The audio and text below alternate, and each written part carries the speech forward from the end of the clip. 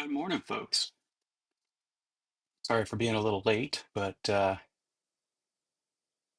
realized I'd forgotten to take my morning meds, had to run down and grab those right as I hit go live.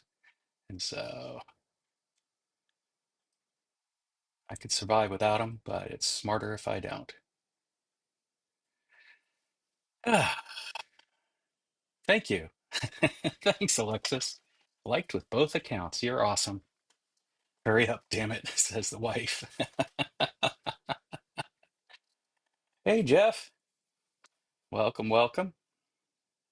I think I'm being too loud. It appears.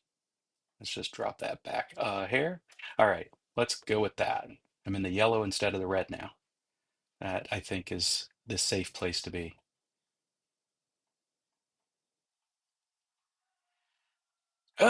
So we have a flood watch here.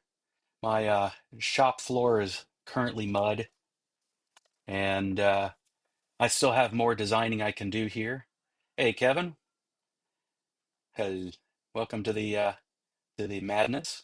The the I have still more some design work I can get done here um, with the stand. I fixed a problem in my design of the puddle. I'll bring the real world or meat space versions in, and then we'll go to the cyberspace version. But here's the space version that I had printed, and the one thing that I was mildly disappointed about was that the center puddle part didn't represent the dip that I had put in there. It was a simple fix. I'll tell you what that is for anybody who's actually trying to understand the process of working with these tools. Um, but before I do that, let me just show you the cyberspace version of this thing.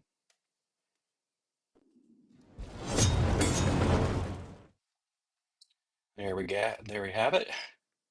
And you'll see now, it may be hard to recognize, but there's some shading in there that shows that this now dips in like I had intended it. And the solution for that was so super simple. Um, and it dawned on me just after, or just as I sat down here this morning, um, that the reason it did that, we'll go ahead and throw this in here, is, oop, no, there we go, is I had neglected to close um, this up here. While there was a construction line there, I guess it didn't recognize a closed loop there. So I had to come in here, close it up, at which point, instead of having just this and this become a darker shade of gray, I also got my third one to be a darker shade of gray. So if I were to reprint this now, it would actually print with the dip in there like I want it. And the only reason I made sure that I got that right is, like I said, I want to send this to my sister so that she can see the complete vision and test fit what I've designed. So let's go back to, we don't need that drawing at the moment anymore. We will need that drawing.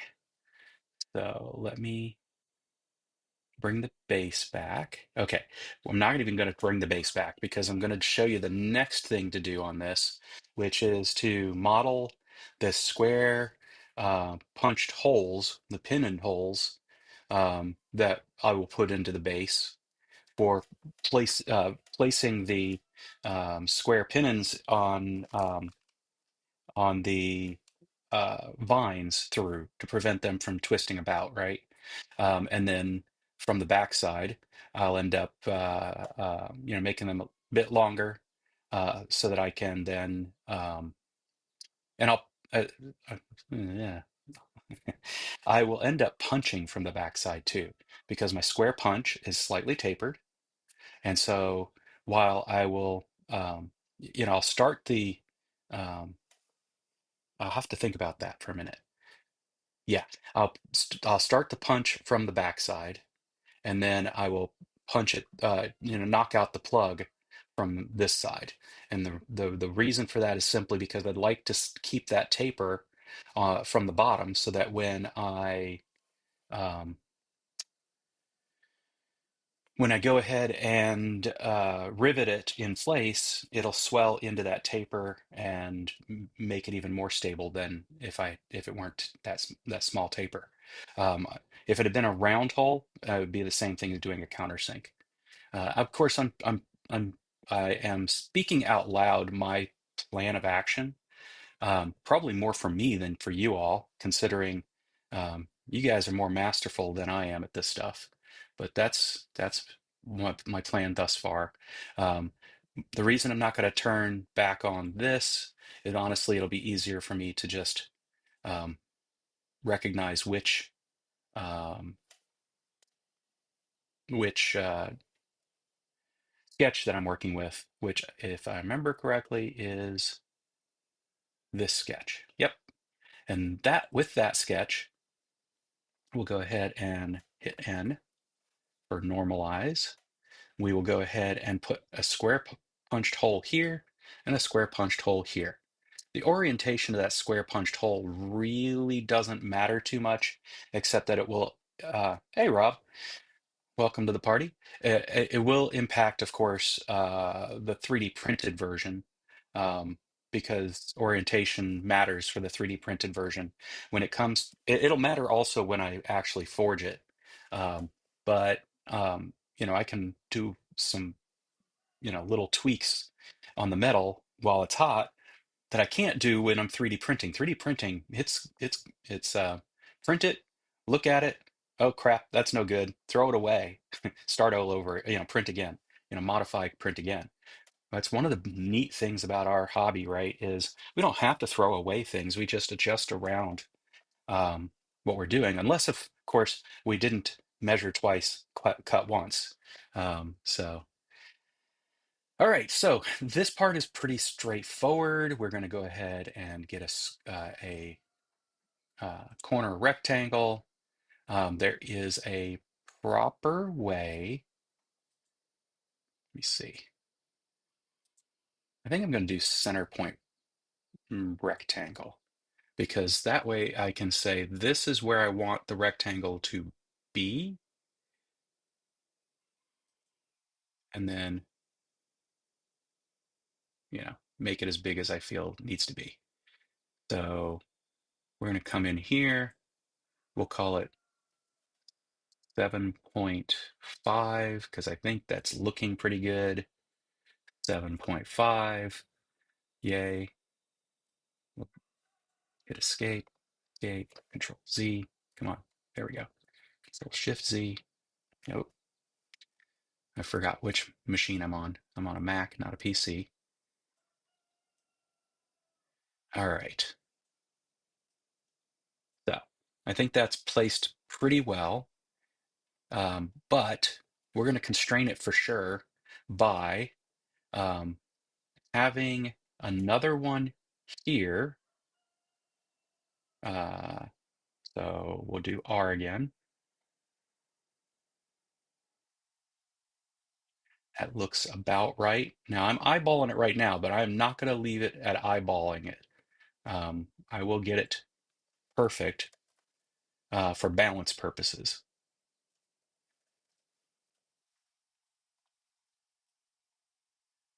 So these um, are constrained by dimension.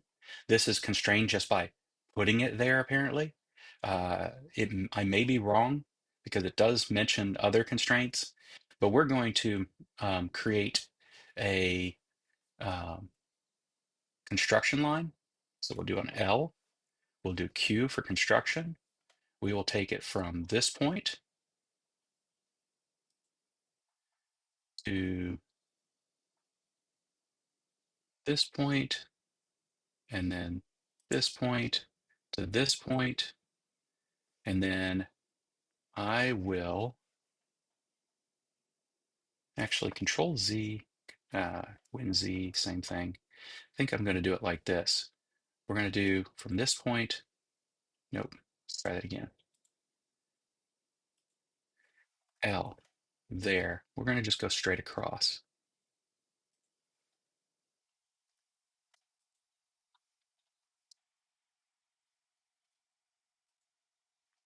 There we go. That's what we're going to do. So with that in mind, I am then going to make this constrained to this as coincident. There we go. And as you can see, it automatically adjusted everything else for me. Um, and looking at it, and all I did that for is so that I would have balance between the two. Looking at it, it looks pretty good. Let's go ahead and put a dimension in between here and here, because everything's is going to be uh, off the center to get it right. Yeah. And then we're going to go from here. Nope. Yeah. Let's see. So I'm going to keep it. Yeah. There we go. To here and here to here.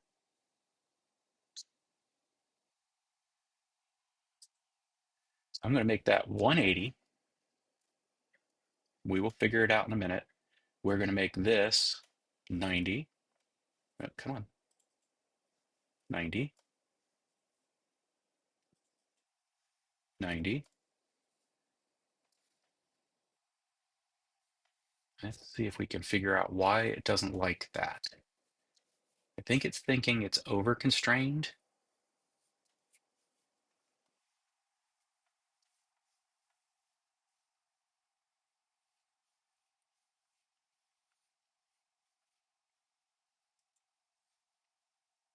Let's see what it thinks is. Understand. Sketch cannot be resolved.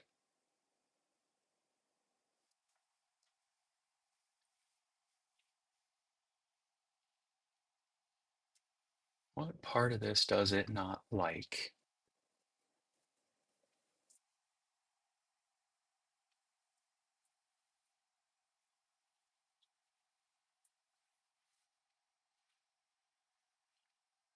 I'm going to get rid of that one.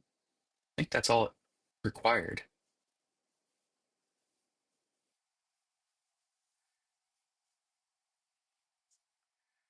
I think the angle of this isn't quite where I need it to be. So let's go ahead and do a vertical construction line.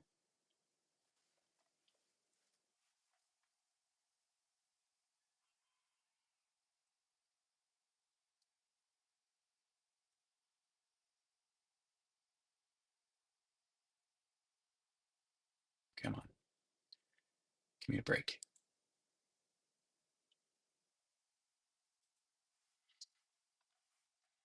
This, move it up there. All right, we've got a vertical construction line. And then I need an angle between here. Let's see, dimension. I need from there. Nope. To there. There we go. That's what I was looking for.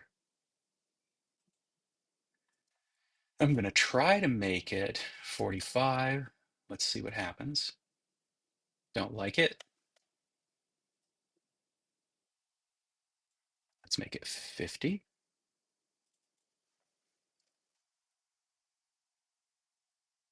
50's looking pretty good.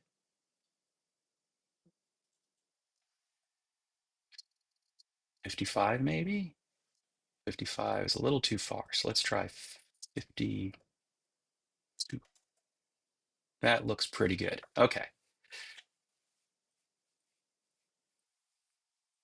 I like it. We definitely know that it's central. It's got good balance. All right, let's go with that. The next thing to do is to take and turn this into an extrusion. And look at that. It just did it for me. Beautiful. I don't know why it wants to do. Oh, wait a minute. I know what's going on. Cancel. All right. Turn this on real quick and see whether it did it for me. Oh, look at that. It did it for me. I didn't even have to do it. All I did was add the geometry, and because I already had an extrusion set up here, it recognized that that only makes sense if it's a hole. Hey, Dakota. I'm glad you made it to the stream too. Um, I have, my friends come hang out here, perhaps just because they're friends. Um, and you're a recent addition to the crowd. I'd like your opinion on the fact that I'm spending time planning my blacksmithing effort using CAD. Is that something that engages you, or it takes you out of it? Ah, hey guys. Yeah, I was saying at the beginning of this that I actually figured out the last bit that I missed on why this little part of the ripple didn't happen before in my solid version of it here. And it was not in the model. That's why. I figured out how to get it in the model, and now it's perfectly fine. So I'm not going to 3D print this one until I've figured out the vines thing. The next step for doing this is pretty neat, in my opinion, and it's to do offset planes from this face um, all the way up. Let's just go ahead and hit front, all the way up the amethyst to then create the um, spline that'll go around the amethyst through those planes at the places I mark on those planes. So this is a really um, cool mechanism that honestly I wouldn't have just invented on my own without a lot of thinking. So, all right, so let's create some planes. That's this one here. And it doesn't seem to have a shortcut key. So we just hit that, and it's going to be an offset plane. And the entity we're offsetting from is this one. And at this point, I don't have a clue how high up I want to go. We did 25 millimeters to the bottom of the amethyst. So I think the next one probably would be 50.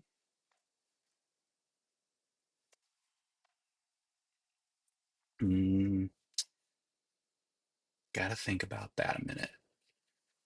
Does 50 even make sense at this point? It might, yeah. Um, we'll do that.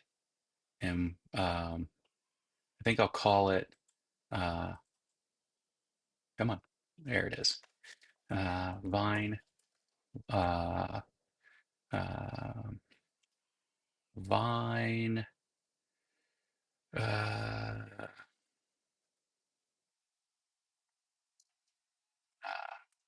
height one. There we go. Vine height one. And then we'll do another 50 off of that one.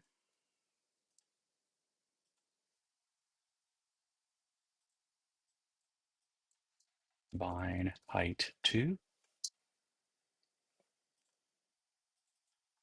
50. And then another one off of that one. Vine.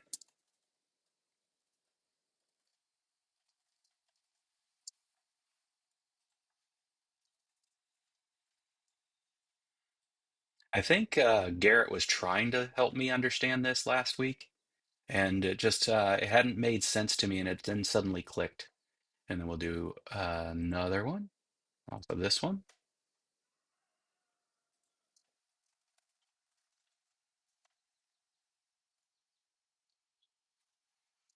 Oops.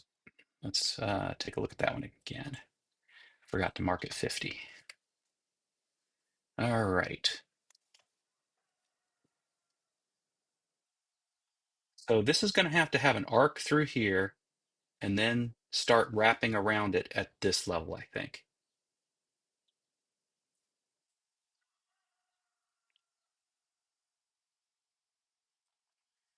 let's see if we can imagine all that. The first will go like this. Then we will turn off some of these planes as we go. All right, so now we know we're going to come up to this plane.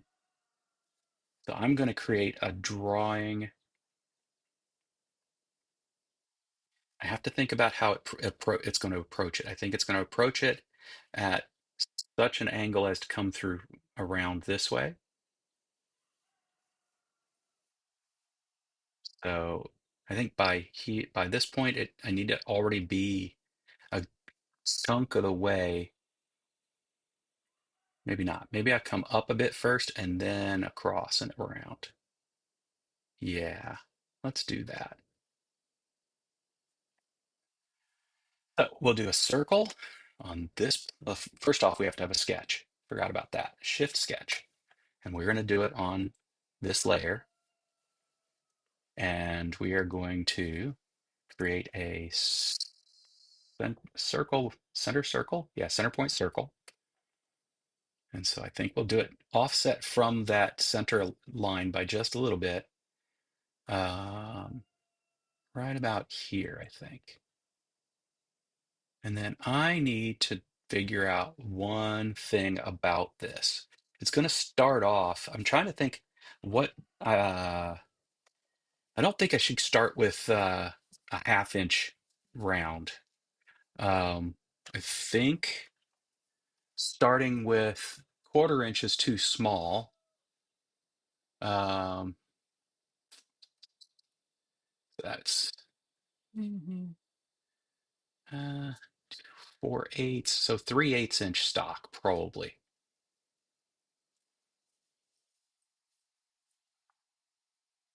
Oh yeah, make sure they arrive home safely. Hey Robert, how are things in Lonis land? You know, I'd never actually said your last name before. Hope I said it right. Um,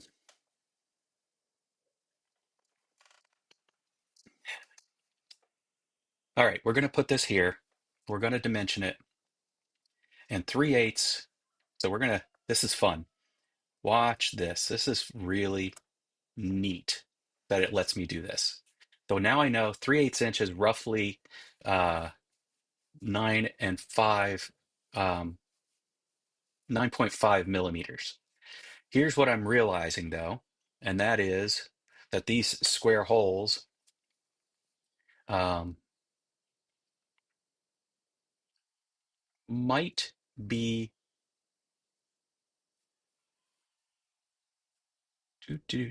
might be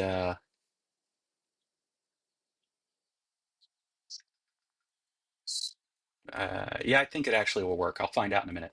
So we're going to go and call it 9.5, and over here we'll do the same kind of thing. We will do uh, center point circle. We'll also call it 3/8 inch.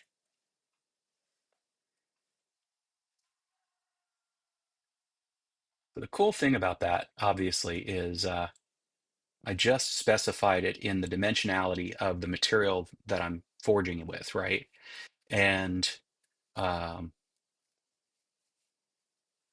that's the printing though is all done in millimeters. Well, the material for forging in the US is all specified in not metric but imperial.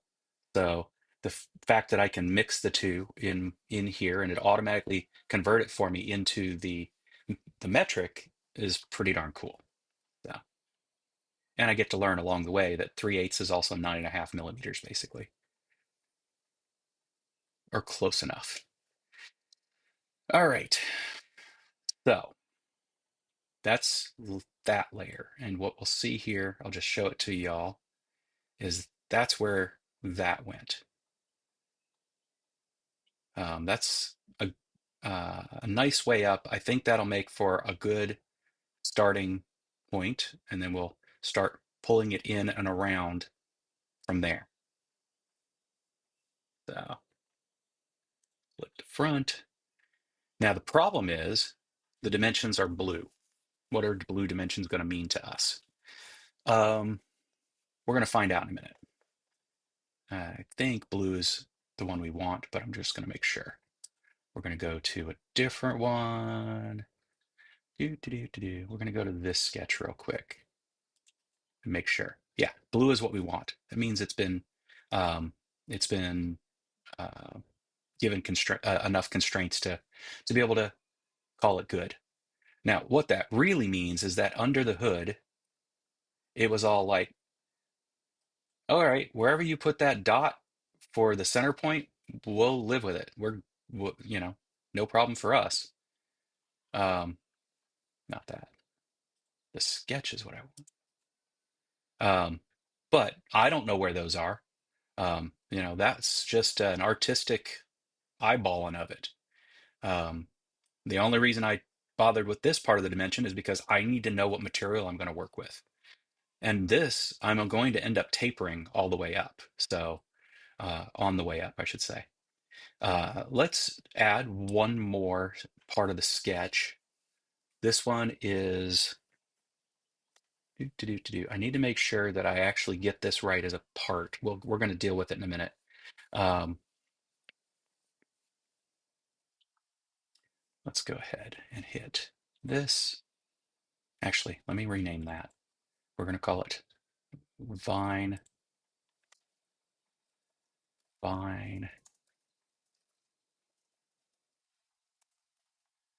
Height 1 sketch. And the fact is, because I don't need the other one, I could actually drag it up here. And that way, when I modify, if I should modify the plane, we know it's going to affect this sketch. Um, yeah, it all just works together. All right, let's go ahead and do, let's go ahead and hide this one. And I'm gonna leave that sketch there for a minute because it might prove useful for when we do vine height 2. We'll do another sketch on that one, and it could inform what I'm doing here. So this is the one where I think at this point I want to start um, creating geometry that it starts to butt up to the gem itself, the crystal itself. And so I think I can take and start running it along this way. And if that offset to the right wasn't enough, I can always move it a little bit here in a little bit. But let's go ahead and start here. Oops, that's not what I wanted to do. I forgot about that. I first need to create a sketch. Thought I had. Let's control. Was it Control S? No, Shift S. That's why. I did Control S when it should have been Shift S. And no, we need this to be here. There we go. Now I can do C. Now I can come over here and trying to make it parallel with that circle. Let's go to top view so I can see it more clearly here. I'm going to want it to be somewhere around here. We'll do an offset here in a second, but I'm trying to get to the point where, and again, we're going to keep this 3/8 inch. We'll do a taper in a little while, but we'll keep it 3/8 inch right now because what I need to do is move it like that. And look at that. That actually looks like I was, I can't believe I got that close. All right. So I think I'm going to change the way I am drawing this. And I'm only doing this because I can, because this is the perfect circle right now. When I send it to my sister, there'll probably need to be adjustments because, of course, her amethyst isn't a perfect circle, but we couldn't actually measure facets and so forth. Hey, Daniel and Daniel.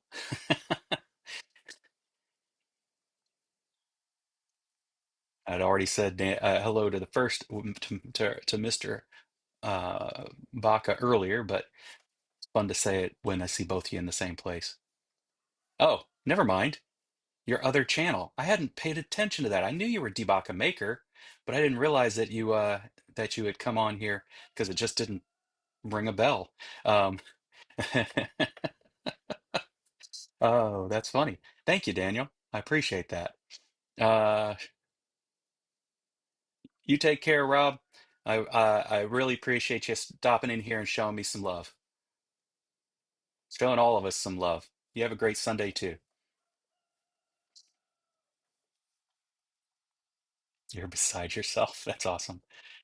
All right. So what I was just pontificating about is the realization that I don't need to draw both vines. I can draw one vine once and then mirror it. So I'm going to go back to my first drawing, my first sketch. Let me open this one back up here and put in, rename it to Vine Height 2,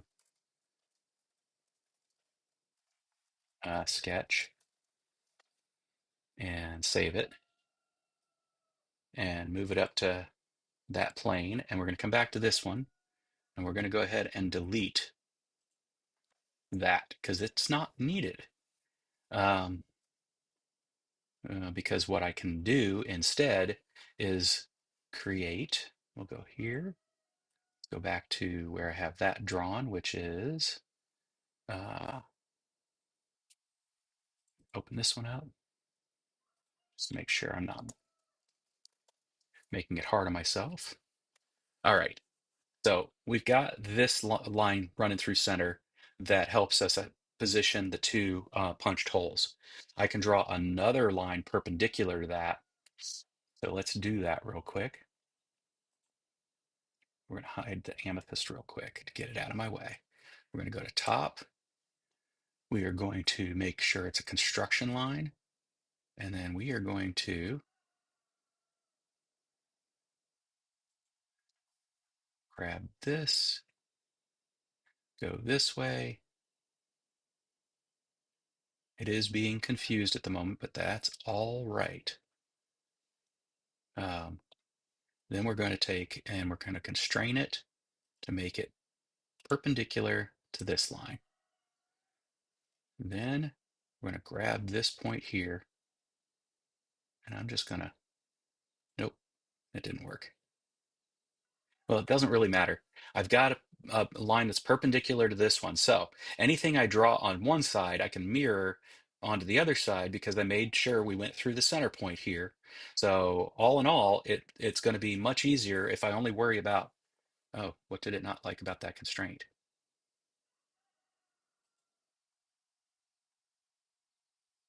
Why couldn't it add the constraint? Oh, because I was done. That's why. So it's constrained. Yep. I can grab this. Nope. I can grab this. It won't let me. Okay, I don't care. It's perpendicular. That's all that really matters. I was hoping to run it all the way through, but honestly, it doesn't matter because as long as this is perpendicular to this, it can become the mirror um, entity. So that's what we're going to do. So back to what I was doing, which is I've got a circle there. I've got a circle there. Let's go ahead and turn the amethyst back on. I don't really need the base at the moment. Honestly, don't even need the sketch at the moment. So we'll get rid of that. All I need are the different layers I'm working against.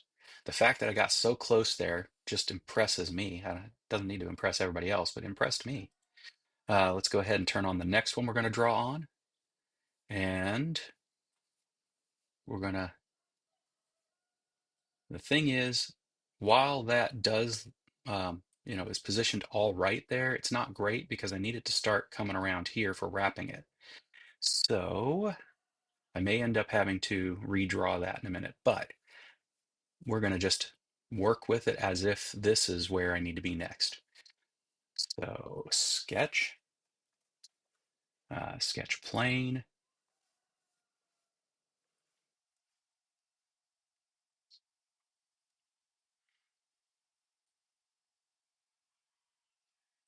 and circle,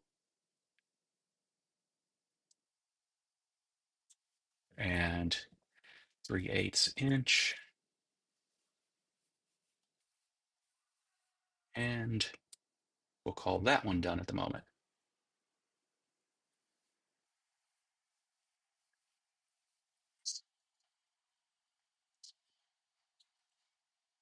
Oh, I forgot. Let's change the name of that. Vine height 3. Now, sketch. All right. Throw this up under here. Uh, hide that. Turn that one on. Do another sketch on this plane.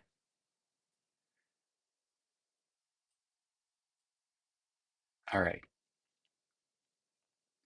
It doesn't, yeah, they're coming in at different heights, so it's not going to be like they run into each other.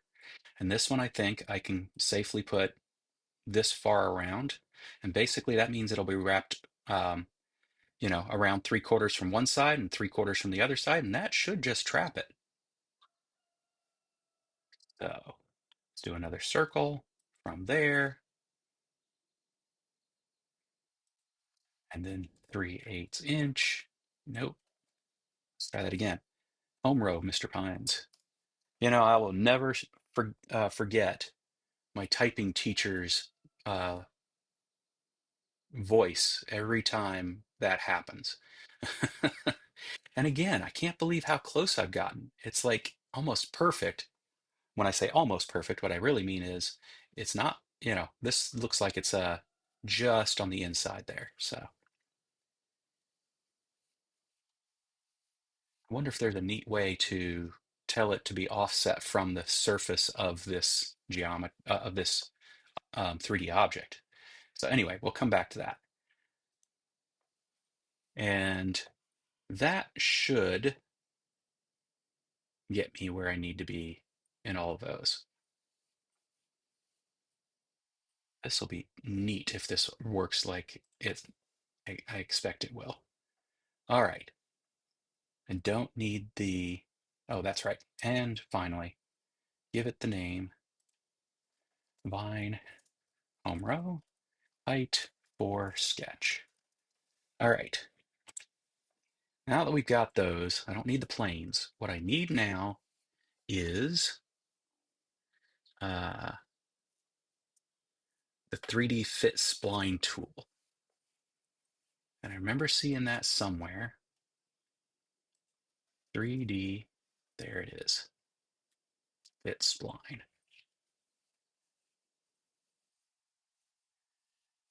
And we'll start with that one, that one, that one, that one. Come on. Which is close. We can see here, this one needs to be moved out for this to work. And I need another one further down. So yeah, we're gonna keep this. It will work, but there's work to be done with it. So do. Restrictions and rules, man. All right, throw a little tiny muffin in my mouth.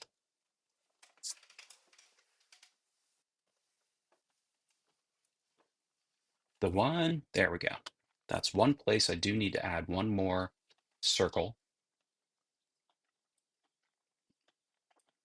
Let's see how badly I mess it up because I'm about to put a geometry on here. I think if I call it a construction geometry, it won't be a problem.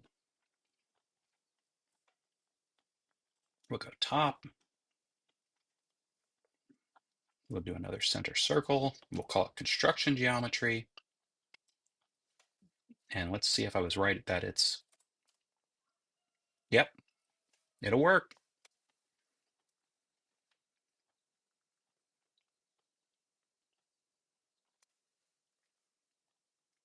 I might have to make this a 7 mm instead of 7.5, but it will work.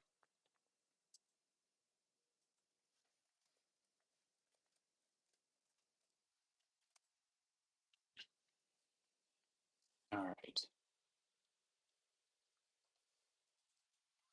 Call it 7, 7.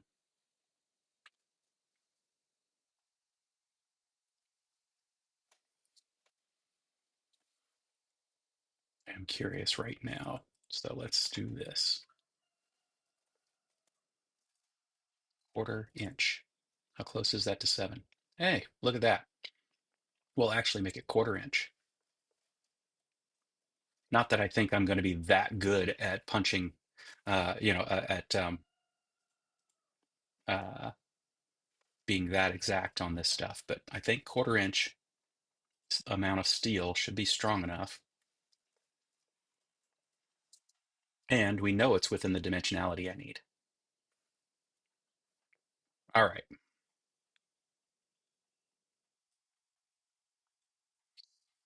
And the reason I did that is because there was one more.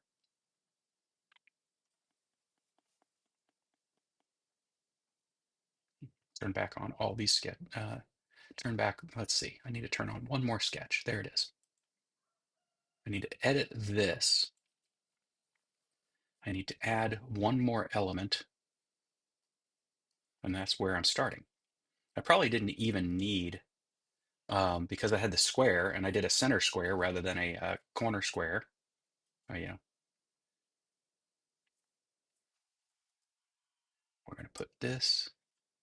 Come on.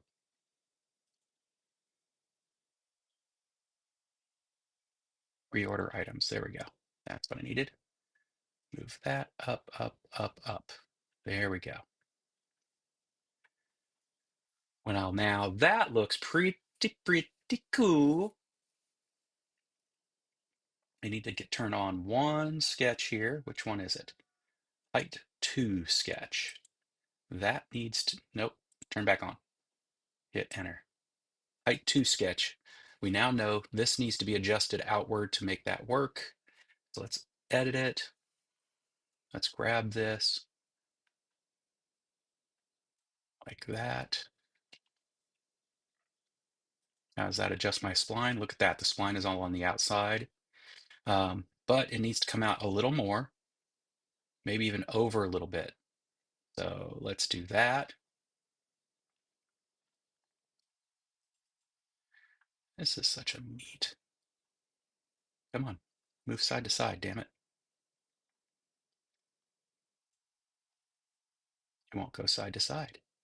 That's annoying. Why? Why won't it go side to side? Let's turn them all on because I think they all need to be adjusted just a little bit.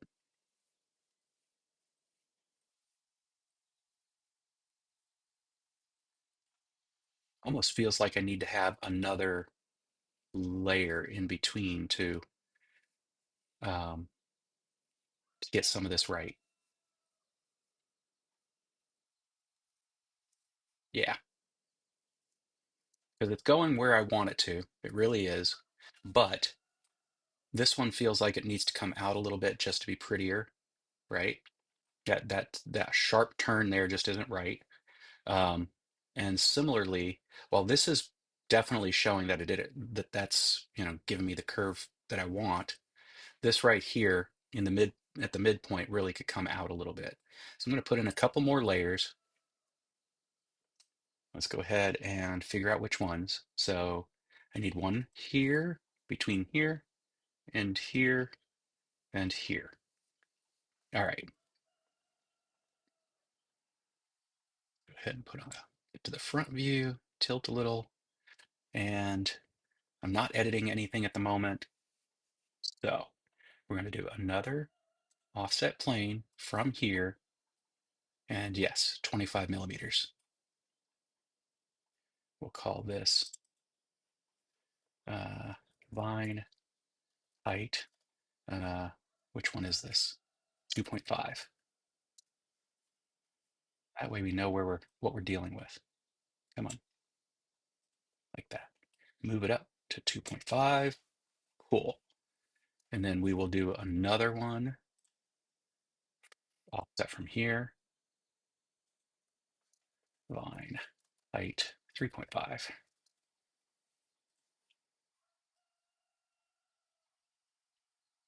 Here. Cool. Now I can hide one.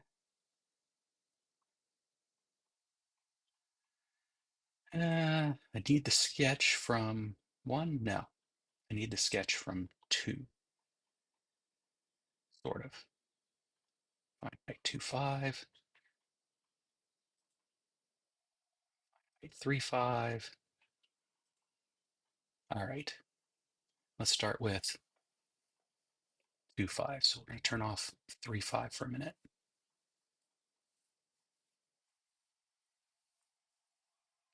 What I'm on this level, I think I need to put one right in here to get this right.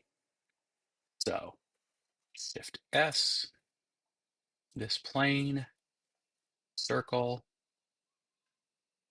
right about there.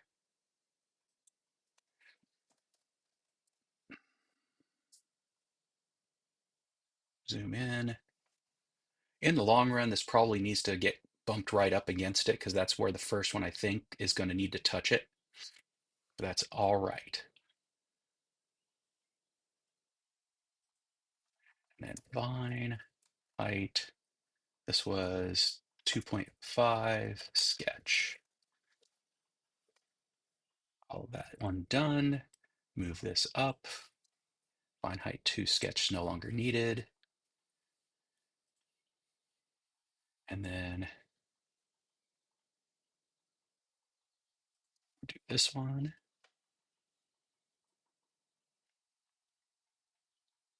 which is where I need to put one out here to make it look pretty. Let's go ahead and edit the spline real quick. Add in that point. Change the order. There. Done. Yeah. And then we can see right here it needs to be pulled out. So we'll go ahead and do that on that level. So another sketch on this plane. And it'll be another circle. And we know right there is about where it's goofed up. So we're going to come in here. 3/8 inch. We're going to grab that. We're going to pull it out. Hey, look at that. Makes me think I can go back in here and move that where it needs to be too. All right. Vine height 3.5 sketch. Hit done. Put it up here. Edit the spline. Add this point. Come on. There we go. Tell it that no, I don't want it to be after the last one, but up above that. There we go. Done.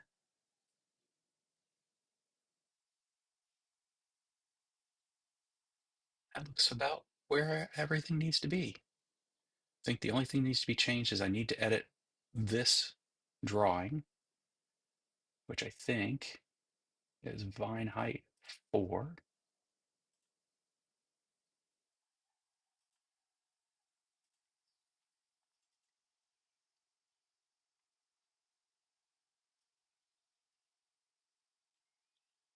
Looks like it's no longer punching into it. Eh, could be just barely punching into it. Not enough to worry about though. Okay, top. I have a spline going all the way around. That looks awesome. Yes. Yes, yes, yes. That looks very, very cool to me. All right. So now let's see if I understand the extrude for this one. I don't need that sketch anymore. If we wanted to, we could turn on each of the sketches and just see all the points that it went through, see if any of them need to be adjusted at all to, yeah, like these definitely are floating. This one I expected to float. This one I expected to float. But this one needs to not float.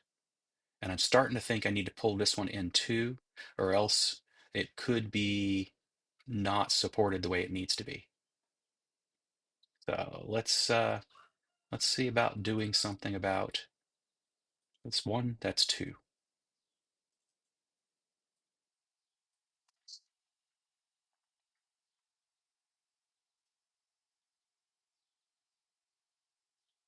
There we go. We see it get occluded and then it comes back out. Let's try that and see if my spline still looks workable or if it goes into the project. It does not appear to go into the project, but now that one is floating, so we can do something about that, and that's when I'm afraid it's going to go into it. Um, this is where I think, honestly, that needs to move. Come on, why are you not moving left and right?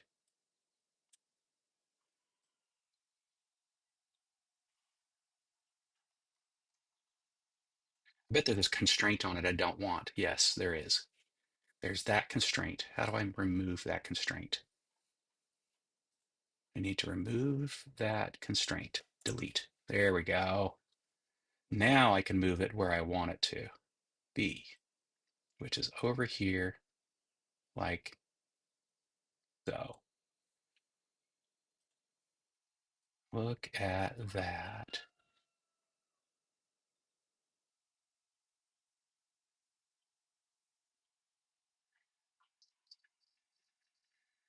I think, honestly, there might need to be another one in here for this to not be so. Well, let's take a look at 2.5. I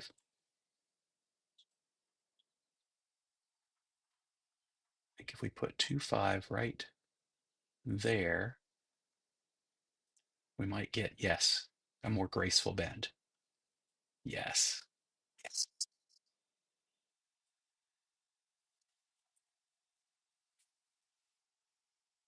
Yeah, that's looking really good. Let's look at 3. We now can see how we can tell if it's going to get it. There we go. Beautiful. Take a look from this point of view. That looks pretty good. I could actually bring this a little bit over now if I wanted to, but I like where it is. Let's take a look at 3.5 is the one we just moved. Look at 4. I think that one we already have in the right place, but we can.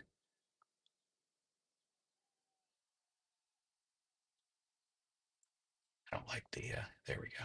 My point of view wasn't where I needed it.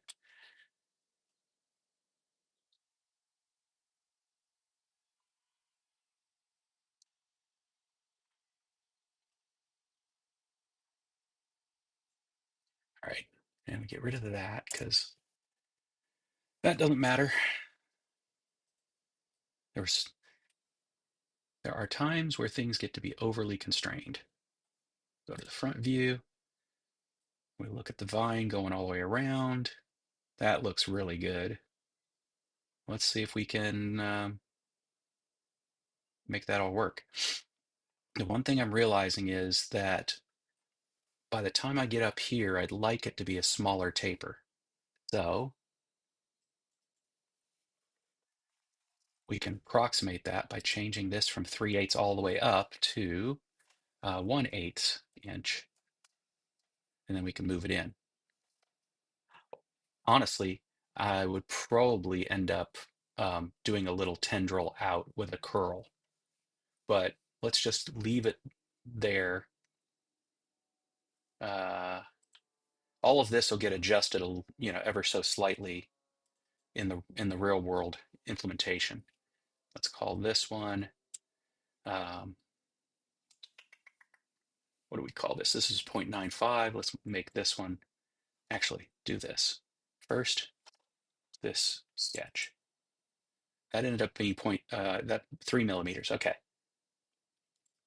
then this one can be 4 point. Come on, 4.5 millimeters.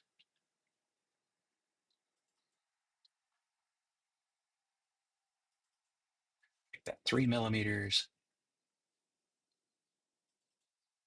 0.5.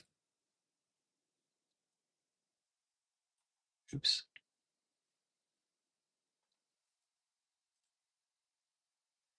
That's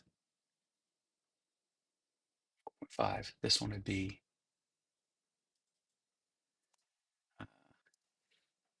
5 point. Oops. 5.5. In other words, I want it to be like a tendril going up, obviously. That's the point of this. This one could be 7.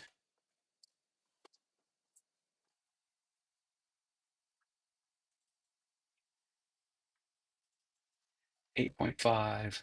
Do I think I'm going to be able to make it so exact like that? No. But you might as well shoot for 8.5. And yeah, now we're at the final dimension. So there we go. That going up. That means technically now I can revisit these. That one's still the one I think. Okay, so that's 8.5. Now we take this and we try to shove it into the material. Okay. Now it's butting up against it. We hit OK. We do the same thing with this one.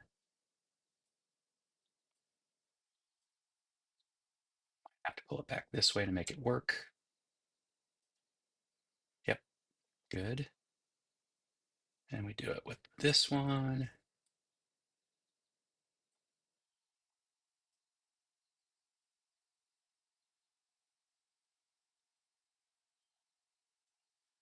Looks good. And this one.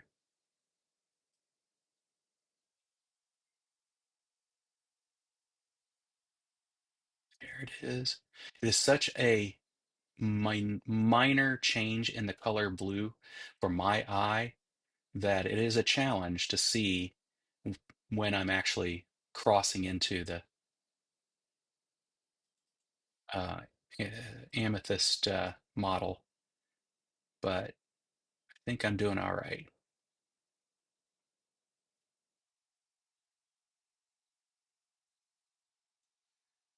There. All right.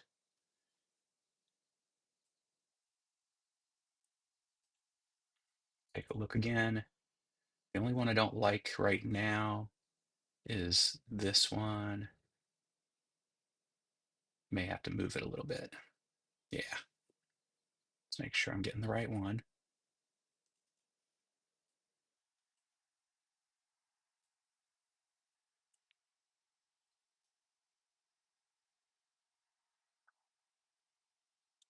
The annoyance of an artist and at work, right? Looking at their work, eyeballing it to see if it's actually getting them what they want. Yeah, that looks good. That looks like a vine would look. There's a little bit of waviness in it. It's finding its way around a thing. I like it. That looks good. All right. Do, do, do, do, do, do, do. So now that we've got that, the next thing to do, if I remember correctly, is um, yep, draw a circle. Use the sweep tool. Which one is the sweep tool? I think that's this one. It is. So we take that, we find the circle we're interested in for the sweep tool.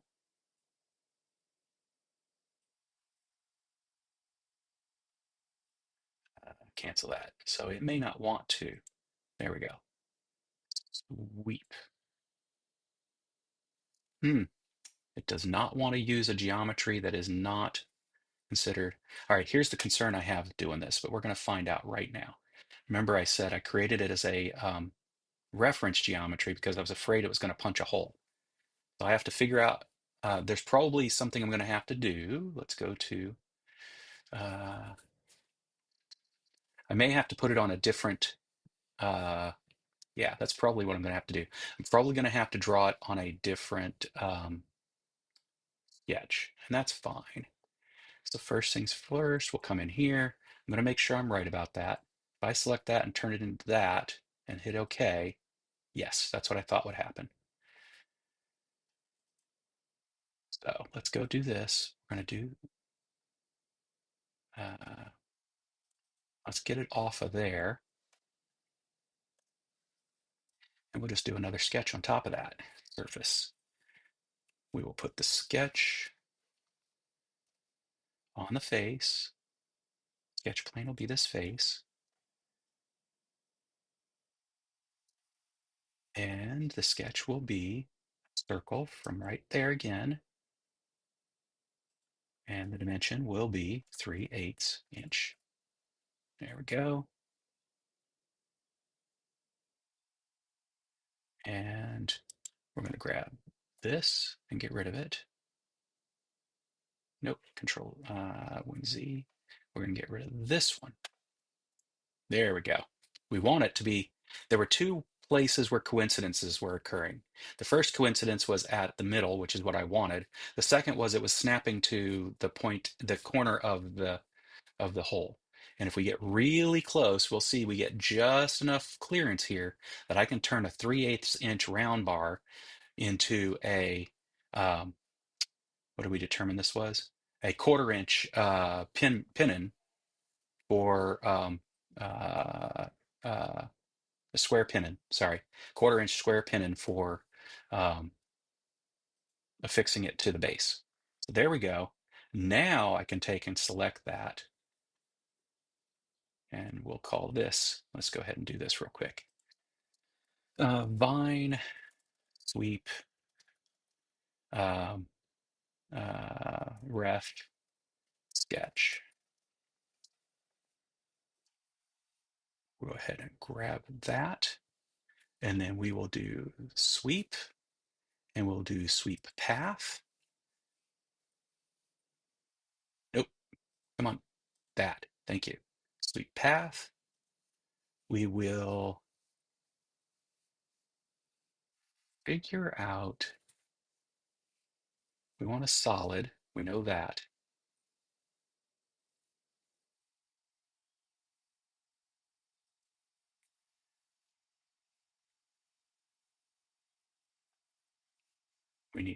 We want a new, whoa, whoa, whoa. Let's try that again. Bloop, bloop. We want that. No, try that again. We want,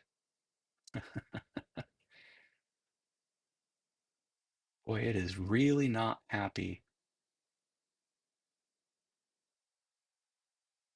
There we go. No, I need to turn off the base so that we're not seeing that anymore. I need to turn off the pool stand sketch so we're not seeing that anymore. Now, no. Oh, there we go. The problem is it just isn't going to stop seeing that. Now my sweep path is this. There we go. Now,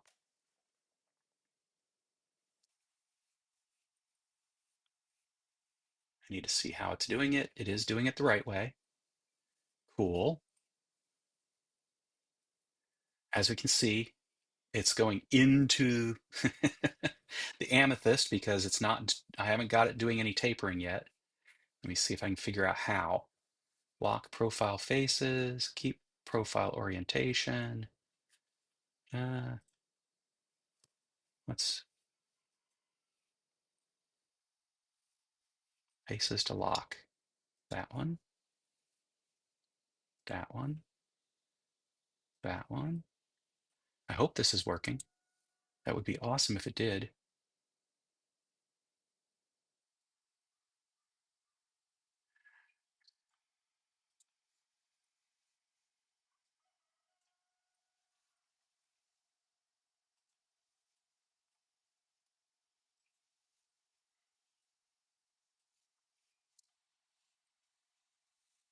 that even coming close? No, it is not. So clearly I don't comprehend yet how this needs to be defined. Lock profile faces. Let's do none again real quick.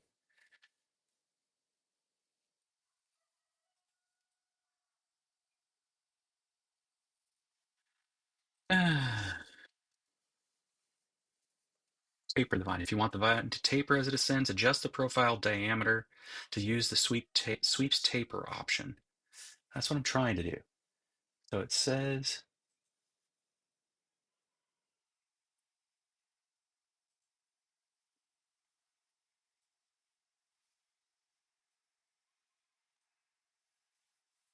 mhm.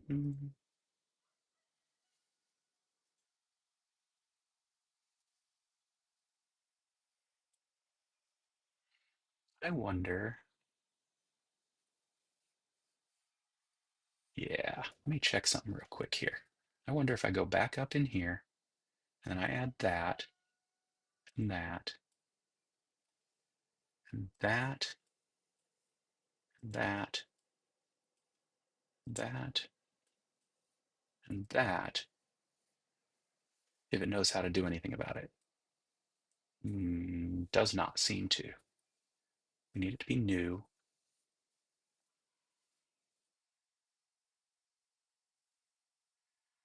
That doesn't seem to be doing what I want it to either.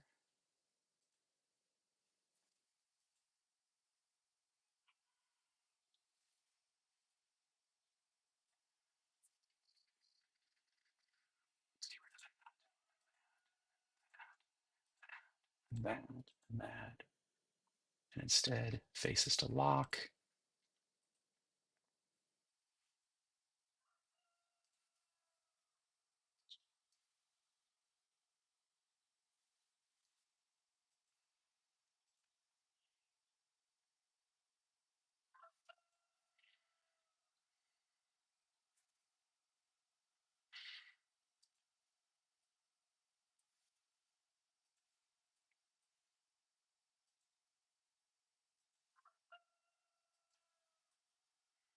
That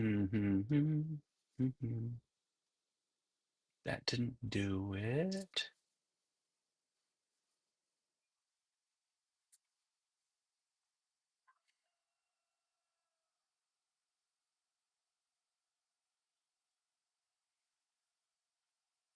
Let me try something completely different. Now for something completely different.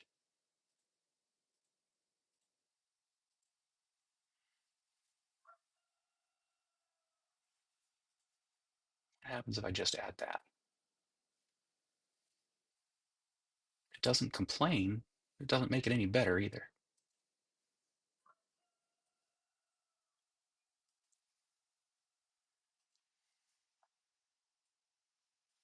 Let me check something out here.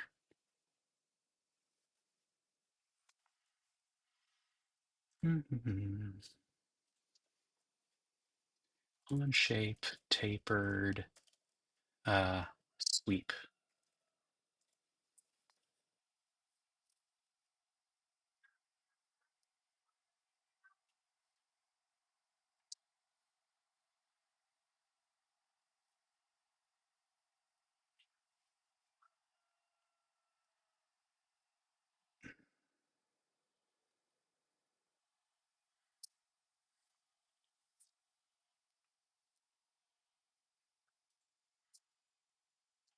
Let's see who out in the community has already figured this one out for us.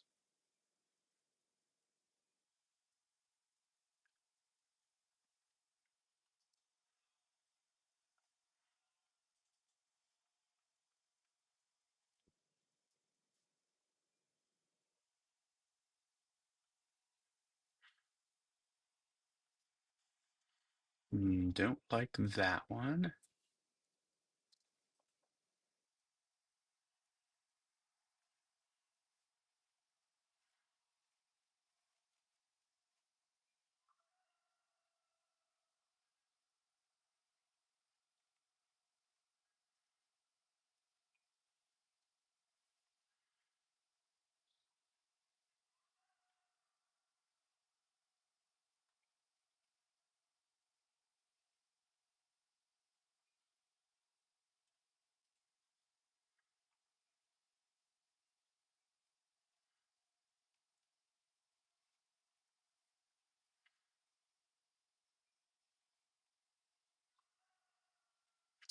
It may actually not be possible to do what I'm actually trying to do.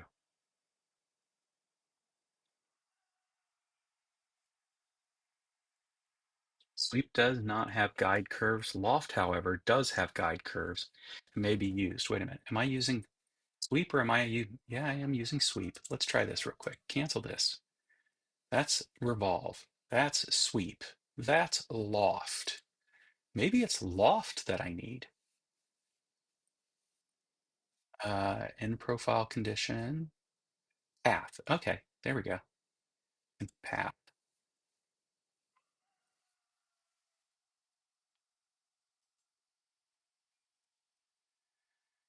Then start profile condition. So profile is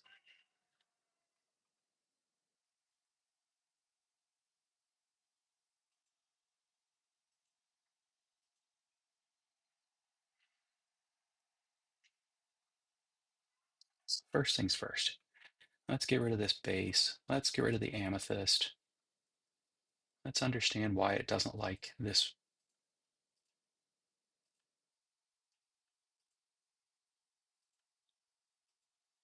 Too many things. All right. One, two. Nope.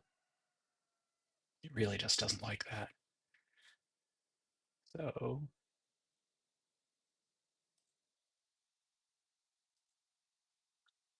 get rid of that. There we go. I'll do this.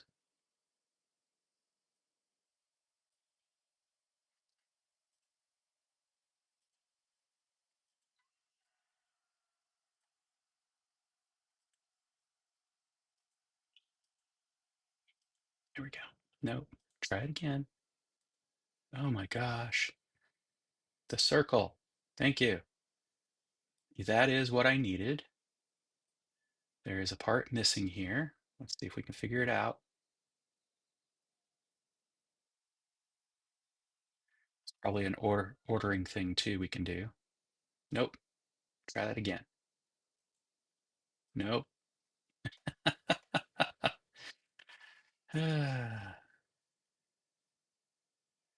Turn this sketch off. Thank you.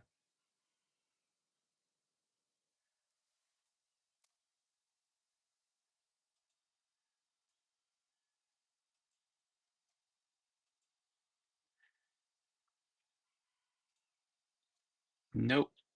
Try that again.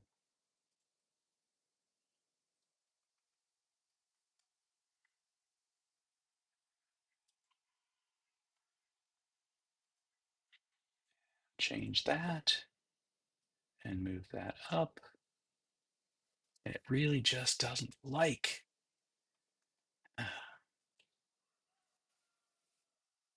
Move that up.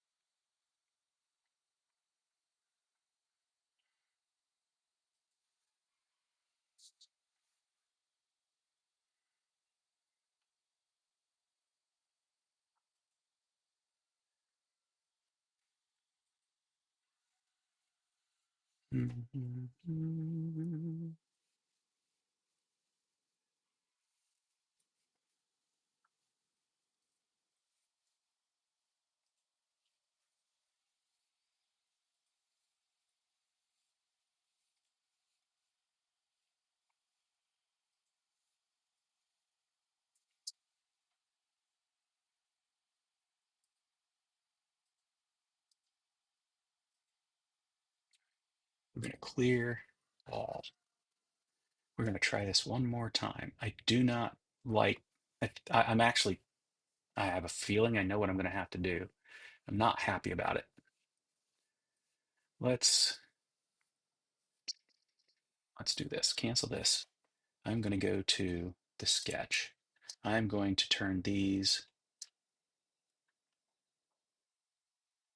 There's got to be a way to fix this so that I can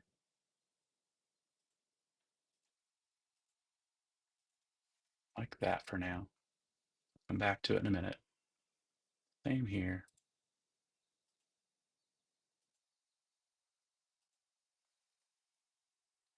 This one can go away because we ended up putting it on a different sketch. Nope, Control Z. What the hell? Ah, because I had selected it. There we go. We're gonna make that go away, just like we did over there. We're gonna go like this, and we're gonna find now I don't have my holes, but that's okay. We'll come back to that in a minute. Now, let's try this again. Front.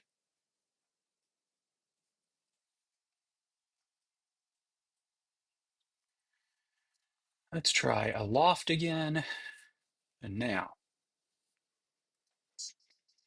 profiles. Get rid of this, get rid of this.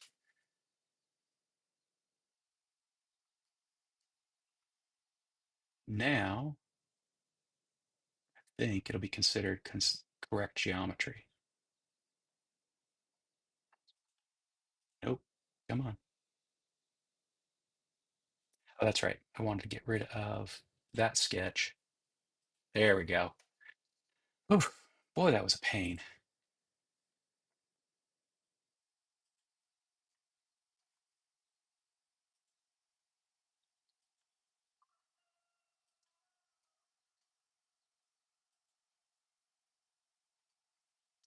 The weird part is I don't understand why it's doing this. And maybe it's because I just don't know what lofts do normally. Path, this one. There we go. Uh, I have no idea what connections are. Start profile condition, normal to profile. End profile condition, normal to profile. Nope.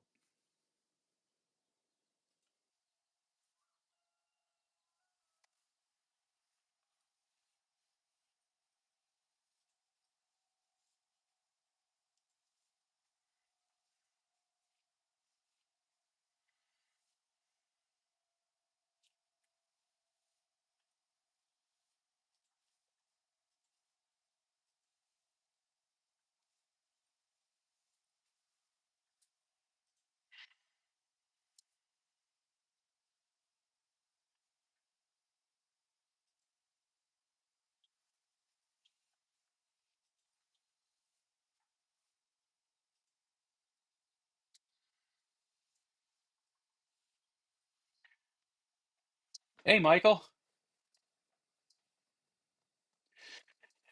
Yes, a tool though. Um, so it's an interesting question. Uh, like I utilize AI the way Star Trek utilizes computer, in that it is not going to do my thinking for me. It will augment my thought processes in that it will inform my decision making by making it easier to retrieve the data I need from the vast stores of knowledge that humanity has.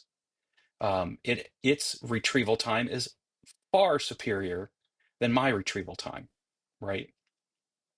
Um, and so that's great. Um, but while AI may get to a point, and I expect that that is what capitalism is trying to force it to do, because capitalism is severely broken. They only look for short-term gains rather than recognizing the harms that such short-term gains can have in the long term, um, and sometimes even in the short term. Um, and capitalism says the most expensive part of creating whatever product or service that we create, the most expensive part of that is the human component, which means the more that capitalism can take humans out of the equation, the cheaper they can make the product. But they're doing that without considering the fact that without humans um, in the mix, number one, they may not have sparks of inspiration. But more importantly, if the humans aren't um,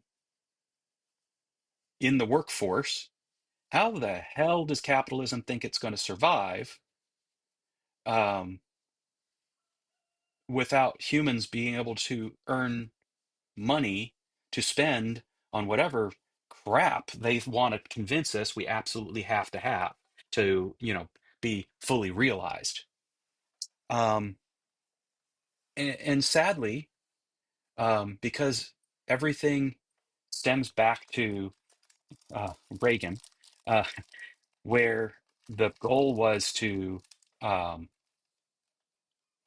you know, make uh, corporations more profitable. One of the big mechanisms they did that was to make us, the consumer, complicit in in the whole thing by telling us we will not be able to retire from a company anymore. That company, you might be able to work at a company, your whole life, but you're not going to retire from that company unless you can figure out how to set aside your own savings from your meager earnings into a 401k where you need to invest into mutual funds, which are run by the likes of State Street and BlackRock, where the only point of those mutual funds is in your hopes to maximize your savings for retirement. So their job is to maximize their earnings on your investment, which means the only goal they have is to force capitalism to get worse. Because if because all they care about is short-term gains, and that isn't really their goal, but that is what the outcome has become. Um, and so back to the point, if that's the way capitalism is going to run, is to use AI to displace the workforce, not because they want to displace the workforce, but because they need to maximize their profits. And the easiest way to maximize profits when you can't drive any more sales is to um, decrease your costs, and the biggest cost is the human cost. It's just a vicious cycle that is taking us to a demise of the system we have all been told is the best one, brainwashed to believe it's the best one. um, when in reality, we live in a post scarcity world. It's just the dragons are sitting on their hoards so that there is um, uh, a um, fake scarcity out there that they can leverage for their profits. Um, and that's not to say that there aren't places in the world where scarcity exists, but we're literally cutting back on the ways to help those folks get out of a scarcity lifestyle as well. It, it's it's a hugely broken system. I don't know what the solution is. I don't think AI will solve any of that problem. Instead, I think it's exacerbating it. And it's a tool. It's a great tool that is being used to bludgeon humanity. And I'm not sure what to do about it because I enjoy using the tool. I pay my $20 a month to ChatGPT so that when I want to learn something on the spot, I can ask ChatGPT and then I can follow links to do a deeper dive. Because I find that ChatGPT is a better search engine than the um, than Google. Without the ads that I have to wade through, the sponsored posts, sponsored results that I have to wade through to find the real answer to the problem. And the real answer to the problem is all too often something on Discord. And ChatGPT will surface the thread, and I can actually go and join the Discord group, find the community that this answer existed in, and learn more. Um, but that's important because if you don't do that part, then the tool becomes less and less useful as time goes on, as the community decides nobody's coming over here to actually engage with the community. You have to engage with the community to create the human knowledge base. And from the human knowledge base, then we can have a tool that makes it easier to surface the nuggets of gold in that knowledge base. Um, you know, because there's a lot of dreck in that knowledge base too. Dreck, for anybody who doesn't know, is a Yiddish word for crap. There's a lot of dreck in that knowledge base. Um, there's a lot of strongly held beliefs that are not based in fact. Um, and it's not like ChatGPT is going to be able to identify what is Drek versus what is not Drek unless it can cross-reference it to something else that helps us understand when it's Drek versus not Drek. um, and so it's a very cool tool. Um, it is a useful tool. It is a flawed tool. It is not the only tool in our arsenal. It shouldn't be seen as the only tool in our arsenal. And it needs to be um, wielded with an understanding of how that tool uh, is, uh, excels and where it's weak. And, don't start treating it like, a hammer that solves all problems. It is not. And yeah, so that's my rant on AI. Thanks for asking, Michael. And Dakota, yeah, exactly. The intention of it being used is what matters, right? Um, I'm part of a Facebook group. I don't get on Facebook much anymore. I don't get on Instagram much anymore. I basically get on those tools explicitly to let people know what's going on because there are people that still care to look there. But those two tools are owned by uh, a company and CEO who decided that facts don't matter anymore, and that having um, uh, moderation of hate speech isn't worth doing anymore. And I don't agree with either of those policies, so I just don't. I don't engage as much as I used to. But that being said, there's a Facebook group out there that is Artists Against AI. And I get it. They feel like their art is being stolen um, without compensation. That's what stolen means, right? As a way for the AI to learn. And there's a part of me that agrees with them. I do think that um, artists, especially um, commercial artists, are getting really ripped off by the AI.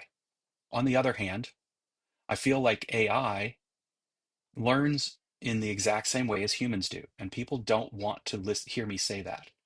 They literally learn the same way we do. We go out, we copy what we see, we learn from what we see. Every child, every infant starts to learn language by just making noises they are hearing in their environment. And over time, they get positive reinforcement for some of those noises, and they start repeating those noises and attributing um, understanding to the noises they're making by pattern recognition. These are all the things AI does to train that AI model. The difference is at the speed at which it can do all that. And the fact is, as a result, it can reproduce masters in art in many different um, uh, genres of art, and it can feel like um, a major plagiarism machine. Um, but all of us are basically plagiarism machines that have the ability to pattern recognize on disparate um, areas of knowledge. Some of us are better at that than others. But you get sparks of inspiration from places that are unrelated to what it is you're applying it to. Um, and I don't know that AI can do that. Maybe it can, I don't know, but I don't know that it can do that. And as a result, it's literally just a plagiarism machine. It isn't a machine that invents things. It isn't a machine that brings forth new, um, though it can be leveraged to do some of that. You can see it in the speed at which we are now able to recognize protein structures and define all the known and even possibly unknown proteins out in the world, um, because AI has been able to be leveraged for doing that. Um, but I don't know if it's actually um, having sparks of inspiration so much as it can process the data so much faster and therefore generate, new proteins faster than we can. I don't know. Uh, I was back in the 90s part of the group that did um, the folding, uh, whether it was um, the screensaver on my Windows box, or the folding on my PS3, I think it was. I was part of the folks doing that, and we were able to surface hundreds of proteins that way. Now AI is able to surface thousands in time periods that are so much shortened from what we were doing. Um, so it took us years to surface hundreds. It took something like days to surface thousands, hundreds of thousands. I'm not sure. I don't remember the statistic clearly, but the fact is that's where it's different, is it's fast and it's able to do that pattern recognition thing fast. But is it able to take pattern recognition from disparate um, fields of study and and um, cross that knowledge to come up with sparks of inspiration? I don't know if it can.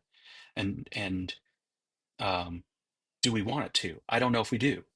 Uh, but the point is, I'm part of the group because I do agree that the artists are getting ripped off, um, and commercial artists are the ones that are being hurt the most. People who there's two types of artists that are getting hurt. They're the artists who, if average citizens wanted to say that they had some kind of art in their house that is in an area, a style that they really like, um, but they couldn't afford, the actual artwork, they might go out and buy a poster of that artwork, probably from the artist, at wherever they could get it from. And that poster still might be priced at a point where it's, you know, not cheap, but it's it's inexpensive enough that the person could afford to buy one or two of those. And the artist could then afford to put food on their table. Now, instead of doing that, that same person who might have thought they were a fan of the artist but were actually only a fan of the art style can go and generate the same art in that style if they are able to describe it well enough. And that kind of stinks, right? It's kind of cool because the user is getting what they want, but they're doing so while devaluing the effort that the human put in to make that art. Um, Similarly, commercial artists are really getting screwed. And a lot of the artists that do the fun stuff that we enjoy in our in our various like science fiction, fantasy, pop art, uh, um, Art Nouveau style art is one of my favorites. I support an artist out there, Echo Chernick, who creates the Art Nouveau, um, oftentimes a bit racy, but always stylistically um, beautiful and um, uh, what's the right word? Classical nudity, not like, nudity for the sake of being offensive or porn. Let's put it that way. It's not trying to be porn. Um, Not that she's against porn, and there's an amazing book she's working on that is basically smut. um, but anyway, set that aside. The point is, I support her because number one, I support art, and I like, and she's number two, she's a friend now because I supported her and then befriended her. Um, and I agree with her that there's value to that artwork that's worth paying for. But she's also a commercial artist, and that commercial art line of business that she had is pretty much dried up. You've seen her art, you may not realize it, but you have seen her art. Celestial Seasonings, the green teas were all her art. That Art Nouveau style is her art. Um, and I don't know if she gets residuals on that. I don't know if it was a one-time thing or residuals. I'm not going to delve into her finances that deeply. But what I do know is because of AI, a lot of commercial art is drying up because they just hire somebody who can do, um, prompt engineering to build the artwork, and it's putting commercial artists out of business. That would have put my grandfather out of business. That's put her out of business in the commercial art realm, pretty much. Um, and that's a shame because that's where you know she gets ripped off. Somebody can come in and say, "I would like a piece of art in the style of the Celestial Seasonings green tea Art Nouveau style," and it will generate something akin to what she's already done, and she doesn't get paid for that. That's theft. Um, Not because, they couldn't have hired another human being to do the same work, but because explicitly they are using a machine to do it, and it's a plagiarism machine. And that's where I get to have problems with it. I don't mind seeing it used as a tool for assisting human beings in getting their work done. I have it I have an issue with it being used as a tool to replace human beings, and that's what it's being used as, notably in the art world. So yeah, that's my rant. Will I use it? Yes, but not to replace a human being. I will use it to make it easier to learn from other human beings.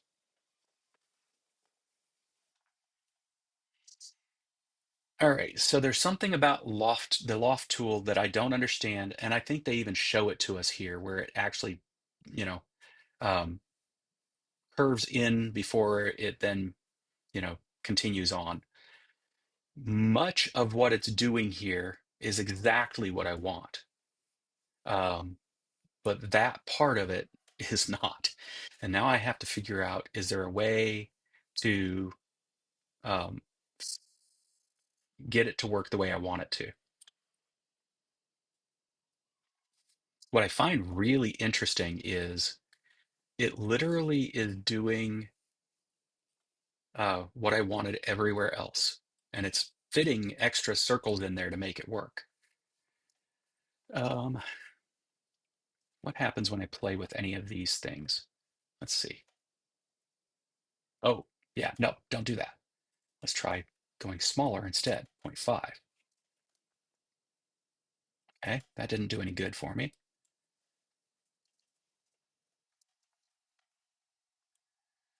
Um,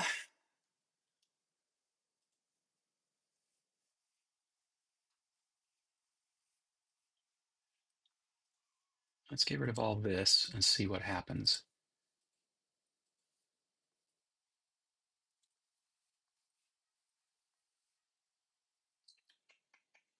I'm going to take this here.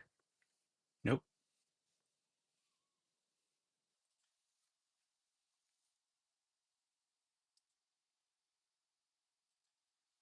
Starting to make me think that my efforts to do, yeah, this is not doing what I want.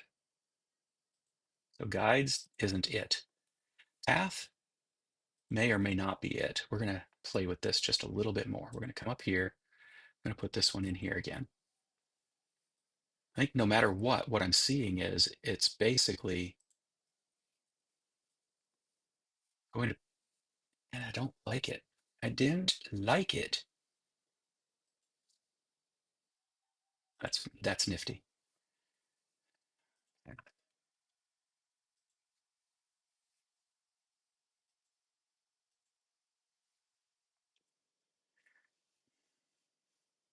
I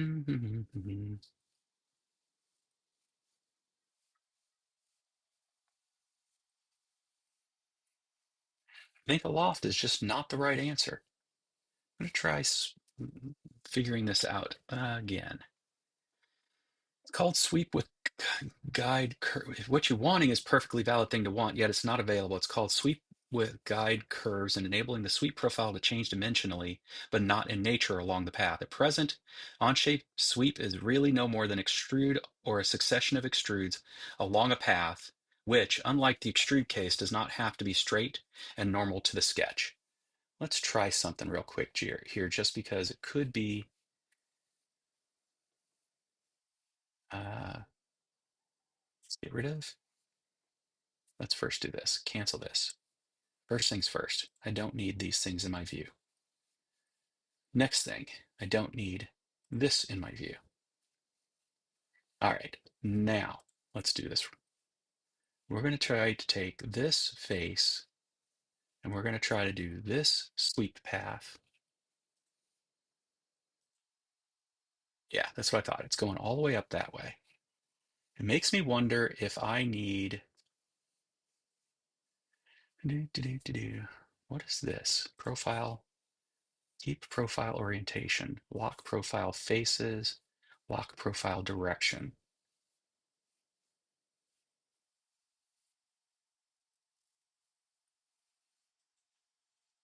What does that do?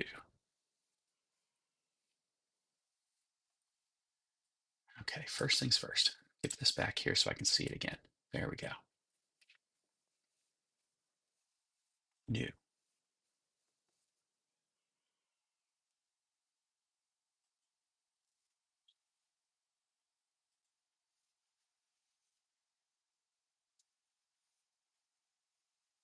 See what's happening when I do it like that.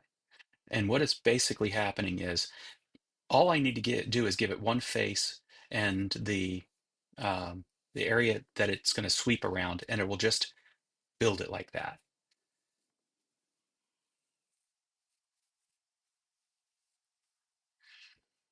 Do. I wonder if I can split that curve at each one of these spots, and then, yeah, it's not going to work like that either.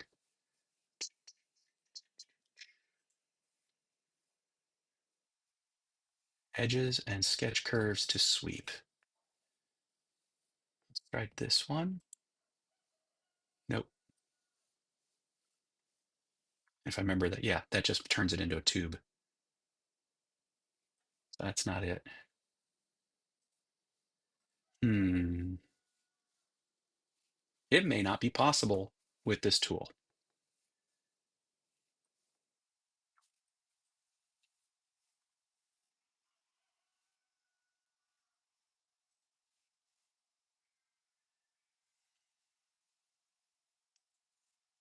Let's do this real quick and just see what happens. I'm going to do this, and then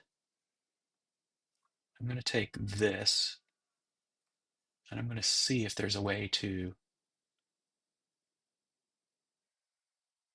what is it?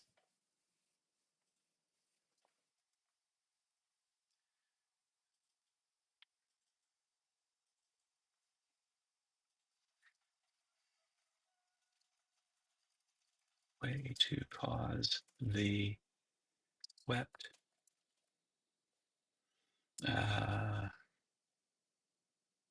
circle to taper from a starting radius to an ending radius with intermediate radii.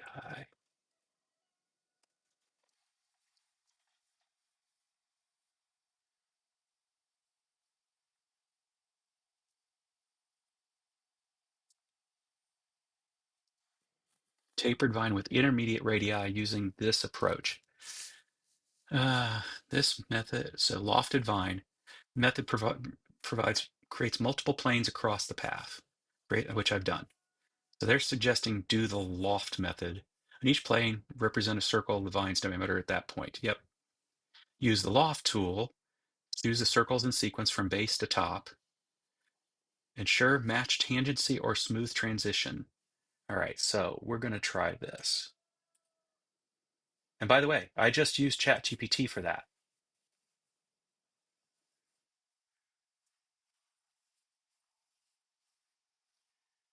I will not likely be receiving the amethyst crystal, Michael. Were you on here when I created the approximation for it? Because if not, I'll just take you through that real briefly here as I work through the thinking process I'm doing right now. Um, because that is this and this.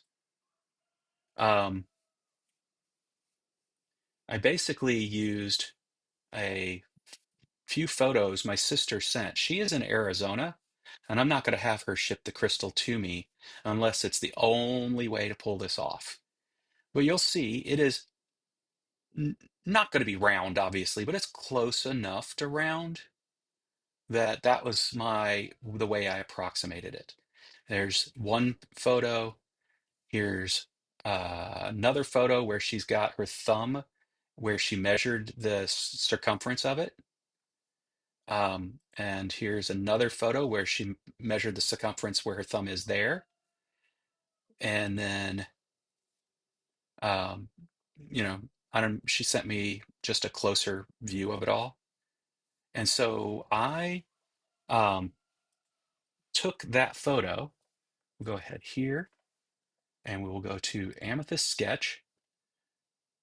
And I used the one that shows the whole amethyst plus the dimensions that she measured for me at the points she told me that she did it from.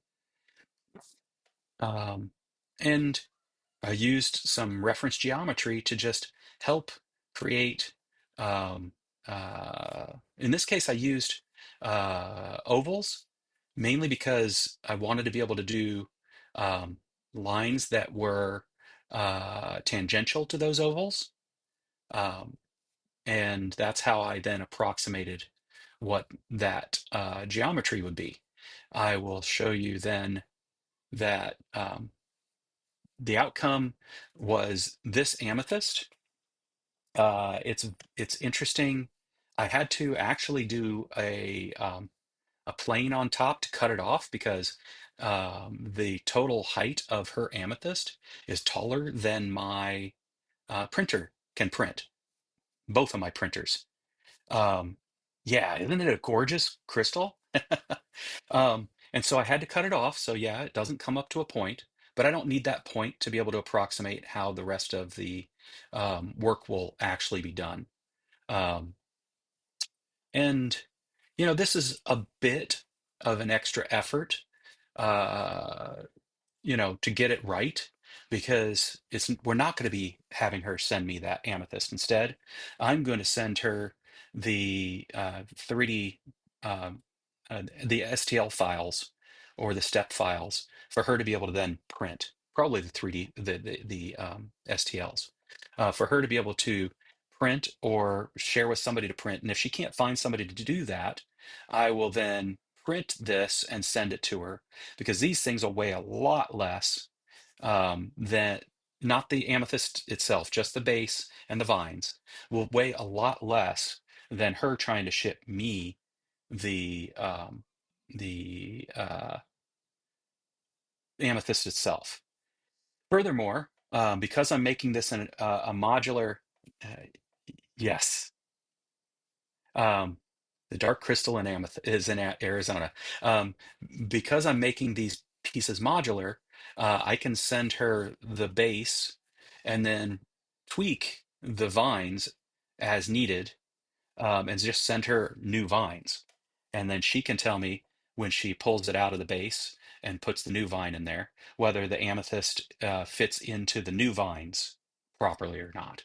And so it's an iterative process, as is most creation processes, right? Um, you guys have gotten possibly, I don't know, spoiled with watching me blacksmith because I just get out there and goof around, right? I am working towards creating a thing, and sometimes I do have to take multiple stabs at it. But oftentimes, um, my knack, I'll just call it that, my knack, my sensibilities for my artistic expression, works out. It's more a problem of I burn the piece, overwork the piece, I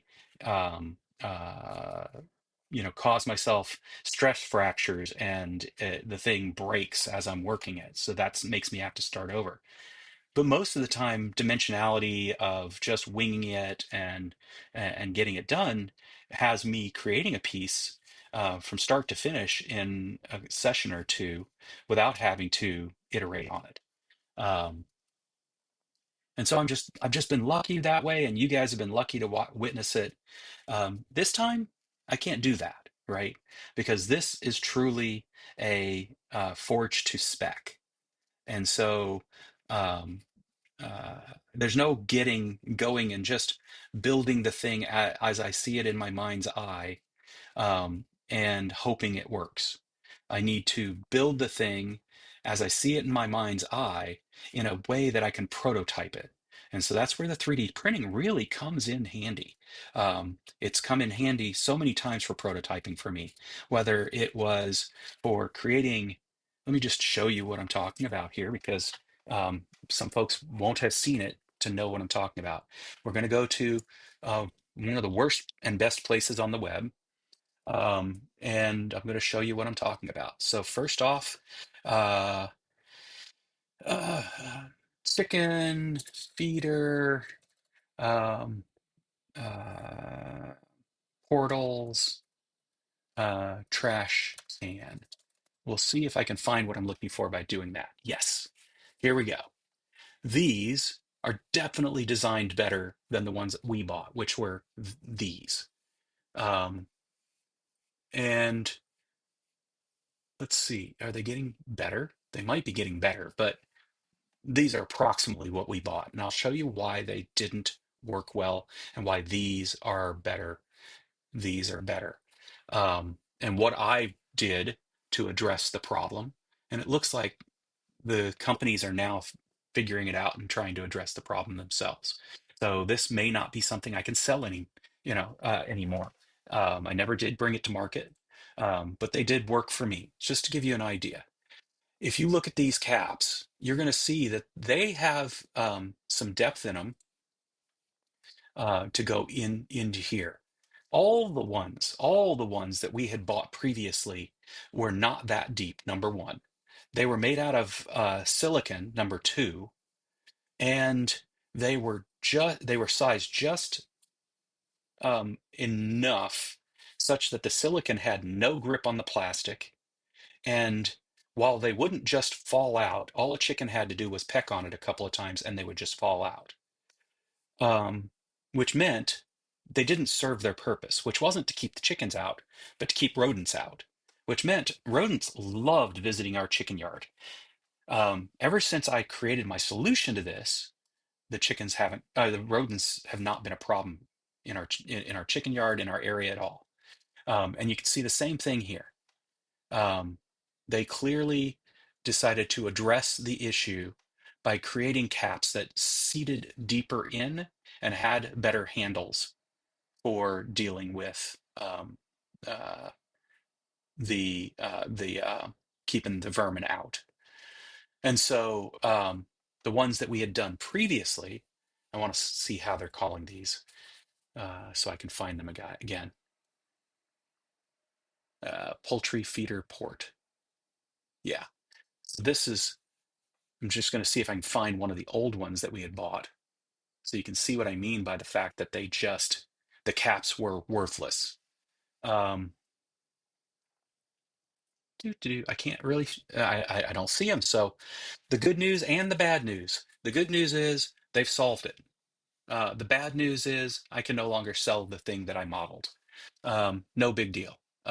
Yes, I lose out on a possible ability to make money off of that, but I'm really happy that they decided to solve this problem so that they're not wasting people's money. Um, okay, back to the point. Because that was a problem, I had to come up with a solution. It was an unsolved problem at the time.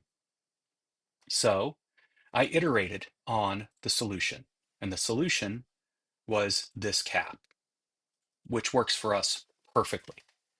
Um, First iterations were not this polished. I will tell you that right away. Um, and also didn't actually fit very well after my buddy actually printed it on his 3D printers. And he had printed it on both his, first on his resin printer, and then on his FDM printer, FDM, otherwise known as filament.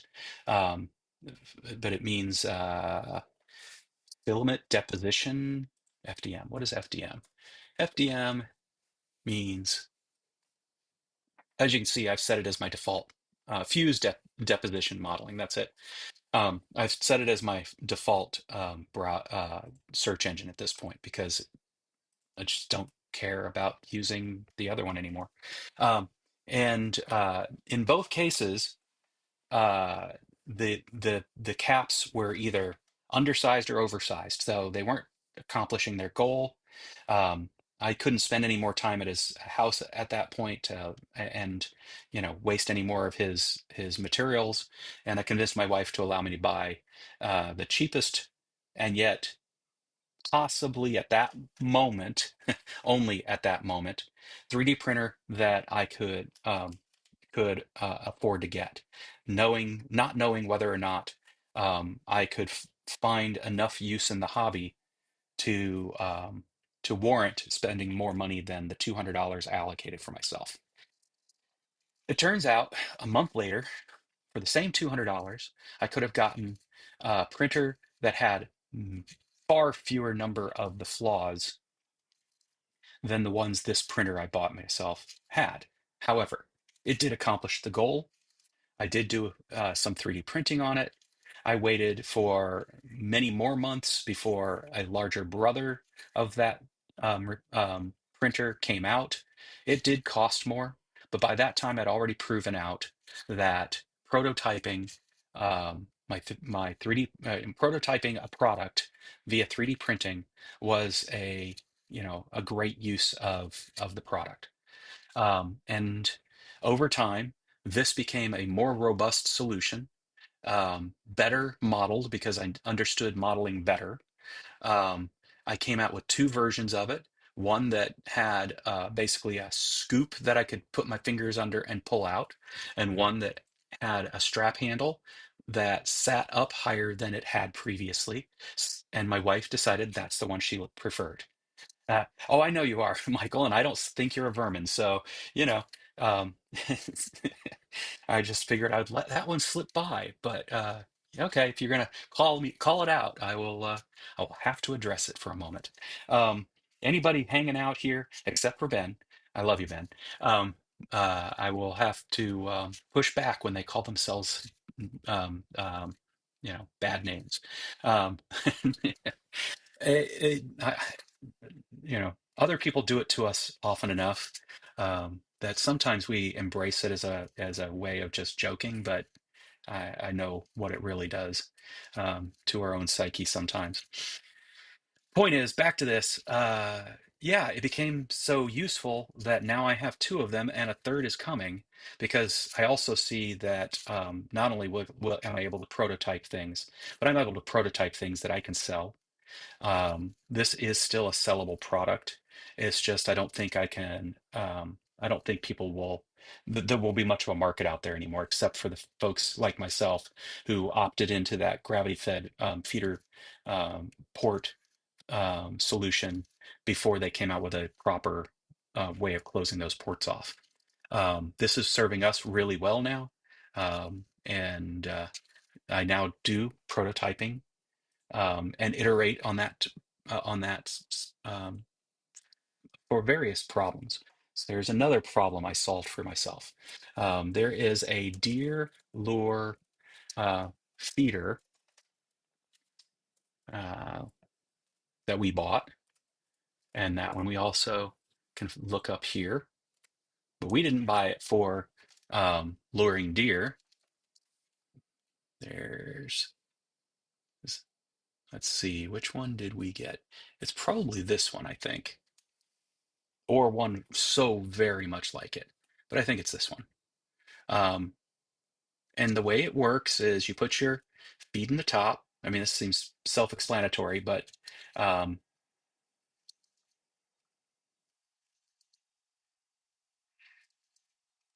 I wish that emoji actually showed up here, but I think I know which emoji that is. I appreciate it, Garrett and Christy. Um, yes, absolutely, Michael. And I see that in all of us. Um, Even those who want to take that away from some people. They're, I wish they wouldn't do that, but even they have value that's immeasurable. It's just they decrease that value quite a lot by decreasing other people's value. Um, uh, so anyway, this thing here is very cool. You put for deer, as a deer lure, you put your corn in there, feed corn in there, and on whatever schedule you set inside this battery-driven timer, it will spin. I'll point to it easier here. It will spin this little plate that the feed corn drops into and spread the corn around, causing it to be a place where various animals will come and enjoy that corn, hopefully some deer, because you put it in a place where it belongs for that. Oh, yes, love and light. Uh, um, that's what you need to be. Is you need to be a light in the world and spread love, not hate. Anytime you are downing somebody, you are and I mean it when you do so with intent. You are spreading hate, and I can't abide that. Um, but anyway, it spreads this the lure seed out. Except this is also a great way to spread bird seed out for my chickens and for the crows. Because guess what? Crows keep away your prey birds. Or your, no, that's the wrong word. Chickens are prey. But your birds of prey, that's what I want. Um, you the crows and ravens and those types, they'll spar with your birds of prey, which typically only travel in ones to threes, whereas crows like to flock together. And so multiple crows will take on individual birds of prey, and they'll keep them away. And that's awesome. We befriend our crows. So we spread the bird seed out there for feeding our chickens and the crows and, whatever other birds come around. The cats typically drive away the other birds, but, they still come around. Um, the problem is, as I go down to the feet of this thing, the feet, these legs are steel, but they are steel tube. And if you live in a place like we do that has a good amount of rain, steel tube just sinks down into the mud as time goes on, especially as you're putting 50, 100, maybe as much as 150 pounds of grain up into the hopper here. And I didn't like that. So my solution was to come up with this model. Um, we can look at it here. And that is, this prints as two parts. I'll go in here and show you. We got a ball part. We got the foot part, which has a socket in it, and a ball part, which has a post in it. I recently iterated on this to add a channel to put in a rubber O-ring. And the reason I did that was the one shortcoming of my original model is that when you went to move the feeder, it would, the feet would fall out. But the ball and socket itself was sound. It allows for automatic leveling. Let's see if this is going to work right or if I'm going to break it. We're going to grab the ball. Come on. And we're going to, nope, come on. Come on. I know there's a way to do this. Maybe it is to, where's that's fastened. Where's the part where I get to actually play with it? That's gear relation. Uh, let's, let's do simulate. Okay, I can't simulate. Do I just get to grab it? There we go. Simulate movement. You can see I can simulate its movement now here. And obviously it'll go in all directions. If I grab it from the other piece, I can move it this way. Grab it this way. Nope, not that one. Grab it here. There we go. Nope, not that one. Here. There we go. Well, anyway, you get the point. It can be moved all around in that socket. So that's exactly how it works in real life too. So, um, and I think the max it can move is something like 27 degrees, which just so happens to be at the complementary angle that the legs are, complements the maximum angle of the legs. So, um, and therefore it can auto level on whatever uneven muddy ground this sits on without sinking into the mud. And then the addition of the O-ring will make it so that I can shove it into those tubes and it won't fall back out when we go to move it. That doesn't stop the legs from falling out of where go into the feeder itself, but you know, little wins, right? We can pick it up by the legs, and then it's less of a problem. You do need three people to pull that off if you're not careful. You can do it with two, though. You just can't do it with one.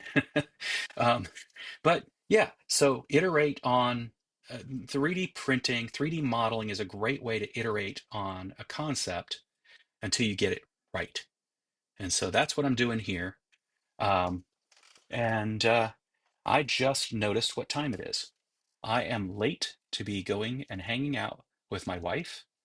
We're going to go to a home and garden show over here at the fairgrounds in Puyallup. If anybody wants to meet up and hang out, that's where we're going to try and get to. And see what's going on in that world, considering we have ourselves an LLC that includes a farm. We're actually going to go ahead and apply for the ag designation, since we are, um, you know, we are proving we can be successful with our chickens. And so we're going to go hang out there. We're going to go ahead. We're not, I, I guess you could say we're working on homesteading. I'm going to go ahead and switch scenes since I'm now just being a talking head. And I'll be a talking head as the main thing here.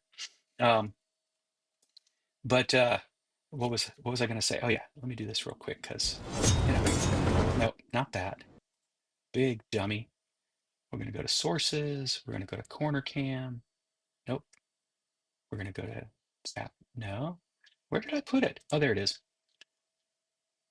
Just because why not?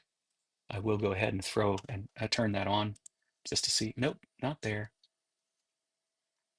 Well, highlight it. We will shrink it. We will move it just so people have the context of what we've been talking about. Um, there we go. It's almost like I know what I'm doing. Almost.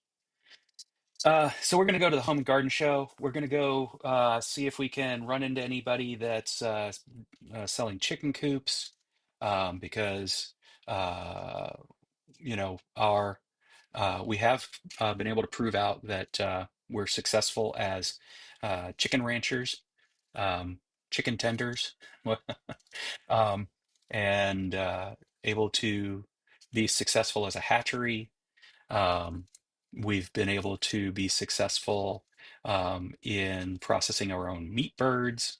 So we're stepping up our game. We're not going to, we may do another season, I don't know, of Cornish cross, but the goal is to stop doing Cornish cross.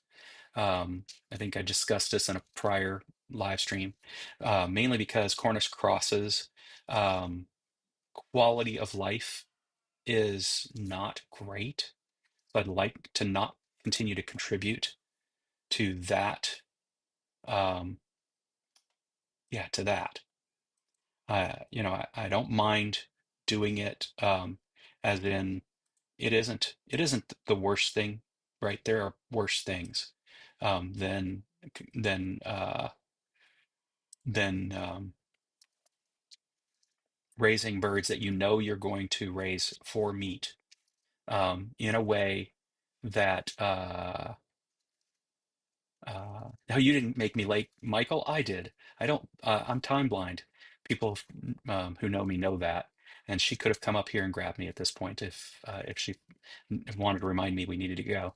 Um, but yeah, the quality of life for Cornish cross is kind of sad. They get to live 7 to 11 weeks, and the whole time they're basically starving. Um, so if we can raise a different type of meat bird that, yes, may take longer to raise, that just means we have to do multiple batches of raising them. We have to plan the timing better, but they get to have a better quality of life. Um, we're all about that. We want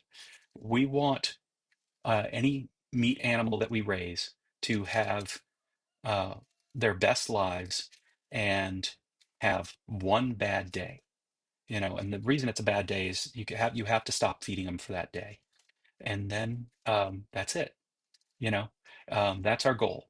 And so we can do that better if we raise, as we have currently, a Jersey Giant rooster and cross it with another hardy breed that is great for meat and possibly also for eggs. I mean, obviously they'll be laying eggs, and we continue to do that and raise hens that lay eggs, and that we each season may keep one of the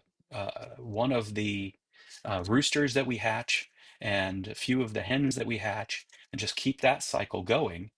Then we get to have our own meat birds that have a good quality of life. Um, and we get to have eggs that we can sell. Maybe even enough meat birds over time that we can sell those too. The point is, we've learned that we are successful at that. So that's one way we can do this. And some of it results in a benefit in homesteading, yes. Um, we also want to try and do our own gardening. We both have black thumbs, but who knows? Maybe we can start washing those things off and turning them green. And so the Home and Garden Show is our designated um, date, Sunday today. So we're going to go do that. So you guys find a way to enjoy time with your loved ones.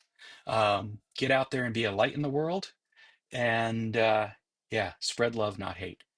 Love and light, everybody.